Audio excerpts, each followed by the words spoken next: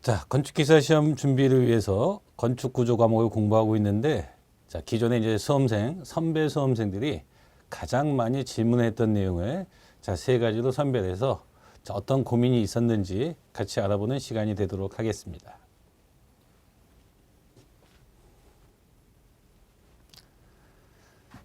자, 가장 많이 질문했던 내용이 제가 수험생 여러분들한테 많은 질문을 받아봤던 내용이 바로 이 내용입니다. 첫 번째 내용. 대학을 졸업한 지가 너무 오래되었다. 그 나이가 많으시다는 얘기죠. 비전공자의 나이가 많은 수험생입니다. 자, 대부분의 이 건설 산업에 예전에 뭐 비전공이라고 할지라도 건축 분야, 토목 분야인 이 건설 분야 쪽으로 많이 유입이 돼서 인생의 이제 직업을 건축 토목의 일을 하시게 된 분들이 많죠. 이제 뒤늦게라도 이 건축 분야의 자격증인 건축기사나 산업기사를 통해서 공부를 좀 하고 싶다. 뭐 이제 그런 얘기인데, 연세가 좀 많으시다는 얘기가 되겠죠. 나이가 많으면 아무래도 이제 연산 능력이 떨어지고, 자괴감이라고 해야 되나요? 나는 좀 나이가 많으니까 학생들처럼 머리가 잘 안 돌아가. 아니면, 지금 해도 괜찮을까? 뭐 이런 생각들을 한다는 얘기입니다. 자, 비슷한 얘기인데요. 건축학 전공의 대학생입니다.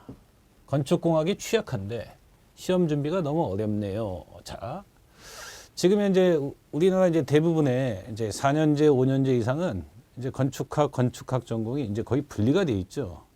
그래서 이제 건축학하고 건축공학하고 같은 건축대학인데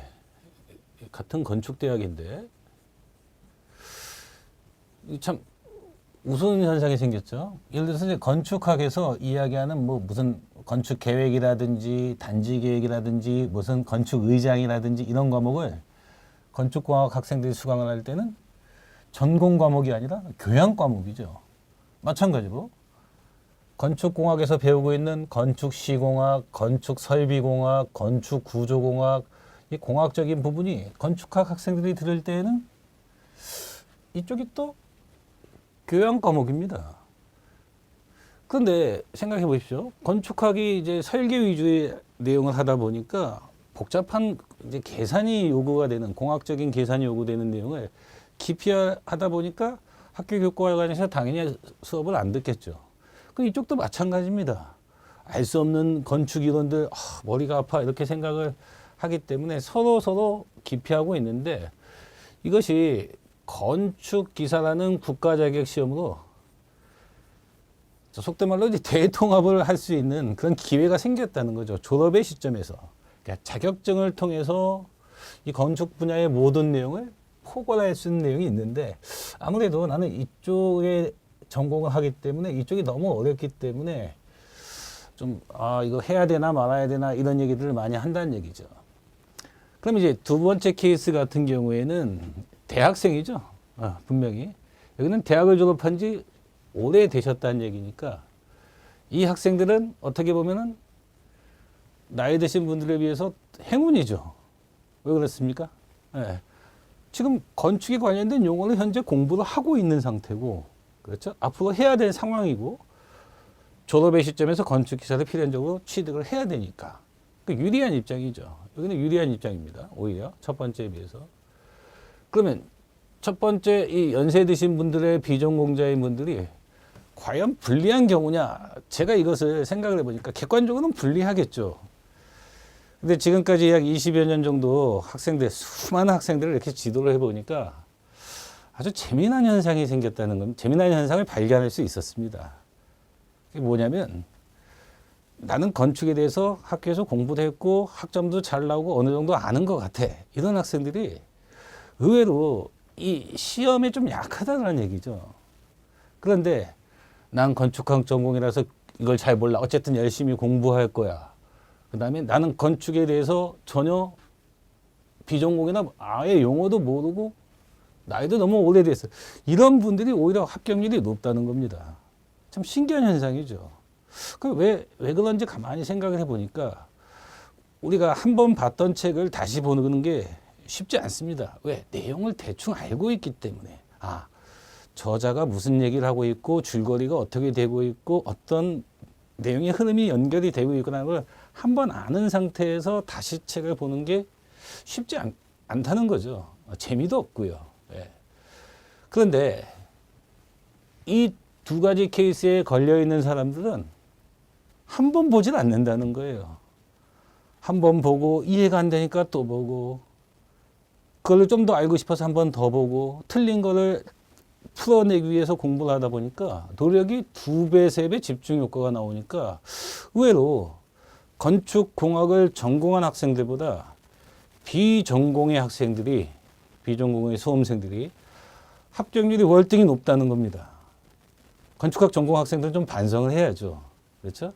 반성이라기보다는 나는 이미 학교에서 전문적인 공학 교육을 받았기 때문에 시험에서 요구하는 단편적인 지식들, 용어들, 간단한 계산들 이런 것들이 어떤 포인트가 되어 있는지 짚어내기만 하면 건축공학 전공 학생들이 월등히 유리한 건 사실입니다. 그런데 그런 것들을 시험에서 얕잡아보고 안 한다는 거죠.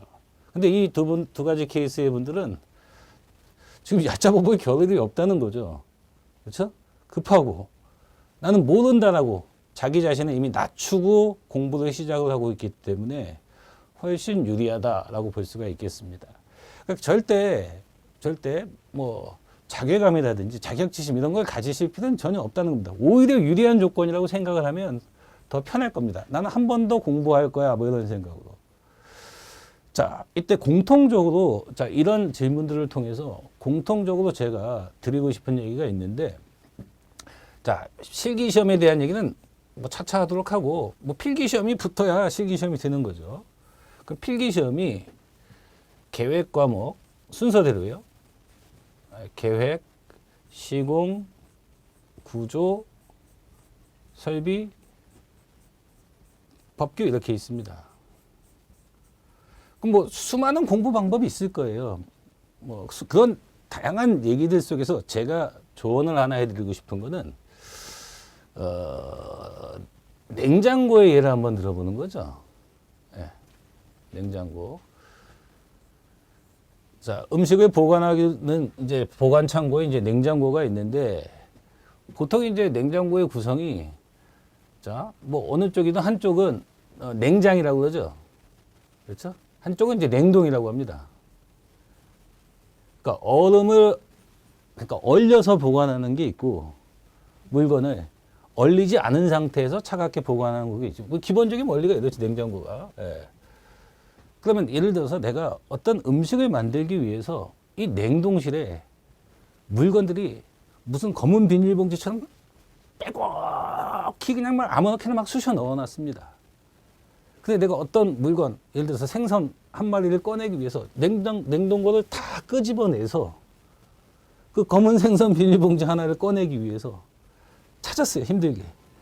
그리고 나서 찾았으니까 나머지 물건들을 또 어떻게 해야 됩니까?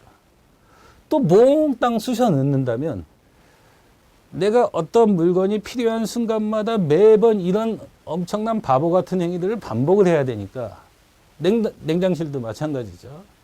우리가 보통 뭐 락앤락이나 뭐 대표적인 뭐 이런 보관 용기 있죠. 큰 물건 보관하는 용기, 작은 물건 보관하는 용기, 조금 더 작은 물건 보관하는 용기, 이런 용기들이 있잖아요. 거기에다가 라벨까지 붙이면 금상첨화죠. 지금 이 얘기를 왜 하고 있냐면 시험이라는 것이 냉장고가 5개 있다고 생각하면 좀 유치하게 5개가 있다고 생각하면 좀 알기 쉽지 않겠냐 이런 얘기입니다. 책을 많이 읽은 사람들이 선현들이 보통 이런 얘기를 해요. 목차만 보면 그 책이 무슨 내용인지 알 수가 있다. 뭐 이런 얘기를 합니다. 그 내용이 가지고 있는 뜻이 굉장히 심오한 뜻이에요. 사실 목차에 모든 여러분들이 준비해야 되는 시험의 제목들이 다 들어가 있는 거예요. 가장 중요한 것은 이 건축 분야에서 사용되는 용어라는 걸 알고, 계획 과목에서 자주 쓰여지는 용어가 무엇이 있다라는 걸 큰 제목으로 한 10개 정도 단원이죠. 예를 들어서 뭐 주택, 뭐 사무소, 아니면 뭐 상점, 백화점, 공장, 전시실 뭐 이런 제목들이 있을 거 아닙니까? 그런 제목들에 어떤 세부적인 내용들이 연결이 되어 있는지를 내용이 연결이 되어 있는지를 내가 큰 제목이 있다면 작은 제목을 분류해 놓고 여기서 시험에 나오는 내용들이 세부적으로 나오는 것처럼 보이지만 뻔히 정해져 있다는 겁니다. 뭐 생선을 큰 간말을 보관할 수 있는데 토막을 내서 보관하는 것처럼 그 본질은 변하지 않는다는 거죠. 이 큰 제목의 본질이.